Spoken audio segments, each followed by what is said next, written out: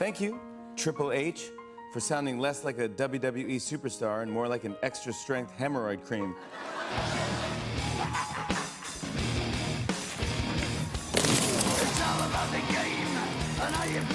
Like this video, subscribe, and turn on notifications, and once you're done, leave a comment saying that I subscribed, and you will be replied to. We'll be doing as many as we can.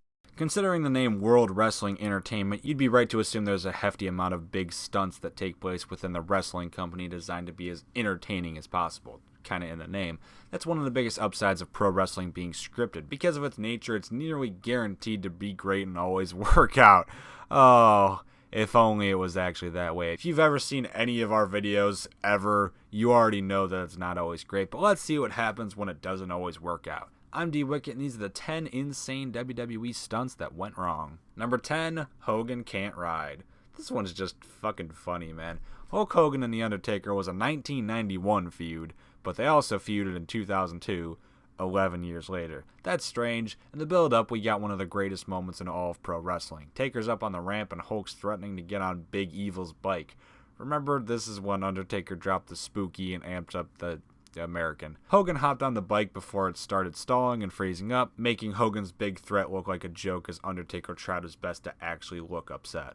I'd bring the bike up there to you, brother. Hold it, wait, what's he talking about? What is this? Oh, wait a minute. Hogan is almost taunting. I'm not so sure that Hogan is not playing with the Undertaker's mind right now. Number 9, Shane gets rocked. Shane McMahon is best known for a few things: his shoes, his dancing, and his deathly leaps of fate. No! Oh my God! No! For the love of mankind! Shane just exploded through our table! Shane is the epitome of a stuntman wrestler, and this isn't the last you'll see of him on the list. While he's dropped from the highest places imaginable within WWE's realm of possibility, it was never a big drop that really botched. Instead, it was something a bit more complex. During the 2016 Survivor Series match, Shane captained himself of Team Blue, and during the match found himself attempting a coast-to-coast on Roman Reigns. All didn't go to plan, however, as Shane clearly got hit awkwardly in midair and looked more than out of it after being eliminated. Shane going across the Oh my God! What a spear! Roman Reigns eliminates Shane McMahon with one of the most incredible spears! Shane, watch this here. Watch the spear from Roman Reigns, and just a wicked spear.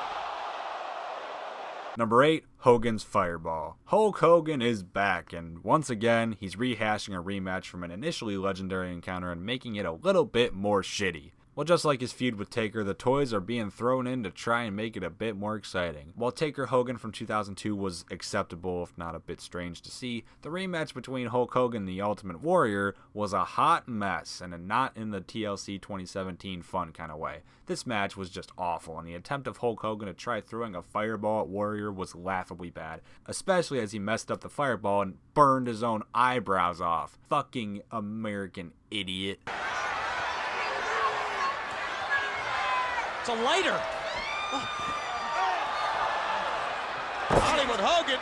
Number 7, Triple H's burns. This is genuinely hard to watch, but before his match at WrestleMania 29, Triple H was making his entrance that involved some dry ice, which was accidentally shot directly onto the game. Ow! Look at that! Oh, Triple H then wrestled a grueling 24-minute no-holds-barred match with Brock Lesnar as the internet laughed at him for looking a little bit silly with foamy stuff on his back. Oh man. Jesus.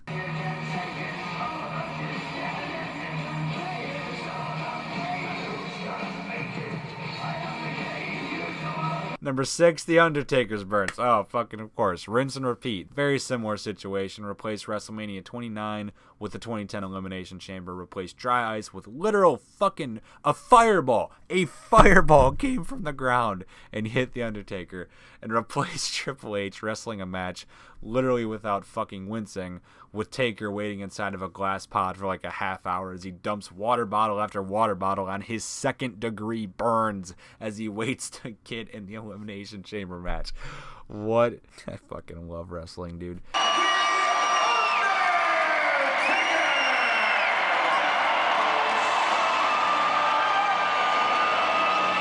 Number 5, The Undertaker's pyro nearly kills the crowd. Well, That's a step in a sour, deadly direction. This whole list is a sour, deadly direction.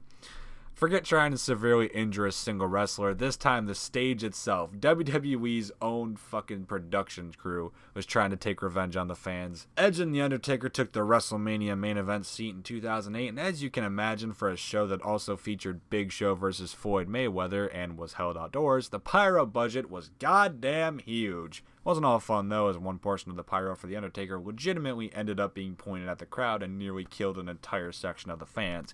That is bad PR.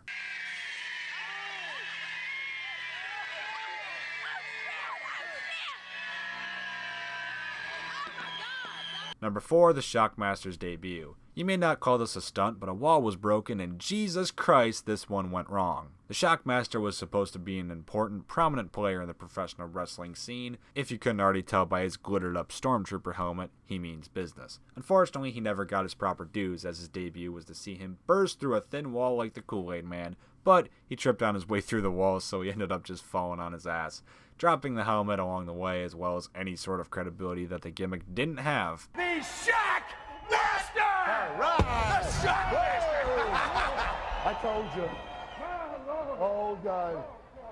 Number 3, Goldberg smashes his stupid hand. Goldberg, you idiot. You fucking idiot. Seriously, this one is just so stupid. Goldberg in this backstage segment had one simple job: break the gimmicked window, alright? That's all you had to do, is you take your hand, your stupid fist, and punch a window out, right? Unfortunately, it wasn't properly gimmicked, and it was an actual tinted limousine window. An expensive one, a nice one that you can't just punch to break. Not a big deal. Swallow your pride and accept that you're not going to be able to break this multi-$1,000 window. Or you be an idiot like Bill Goldberg and continuously try to smash the fucking window with your bare hand like an idiot. 6 weeks is how long Goldberg had to take off for surgery to repair the hand that he shattered on this window, by the way. You fucking idiot, Goldberg. Hard escape tonight, but what about Monday on Nitro? What about Monday? Can Goldberg get his hands on the smashing in the windshield? I'm worried about. Number 2, the shooting star press. Brock Lesnar is an anomaly. Someone that big shouldn't be so athletically gifted. Someone that athletically gifted shouldn't be that technically genius. And someone that technically genius shouldn't be that big. It all just works for him, especially in his original run with the WWE. WrestleMania 19 just about shows off the peak of this trifecta of Brock greatness. Kurt Angle is perfect. He's instrumental in showing off all of Lesnar's strengths in this match, and there's many strengths hiding between all those different bulging muscles that he has on his body. Unfortunately, no amount of strength or skill could help Brock here. Somehow, he didn't injure himself. That man is a mystery to science. This! What the hell's Lesnar doing, Cole? Oh my God! Lesnar went for the shooting star press, and Kurt Angle. And number 1, Kurt drops Shane on his neck. Oh, buddy. King of the Ring 2001 saw one of the most gruesome botched spots in pro wrestling history, and oddly enough, just like the last entry, didn't cause any injury in the slightest. Kurt Angle, being the wrestling machine and badass that he is, went for a suplex directly into a sheet of glass. The glass, much like Goldberg's stupid idiot car window, was originally supposed to be gimmicked glass, but it wasn't. This caused Shane O'Mac to be dropped directly on top of his head. Jesus Christ, are you okay?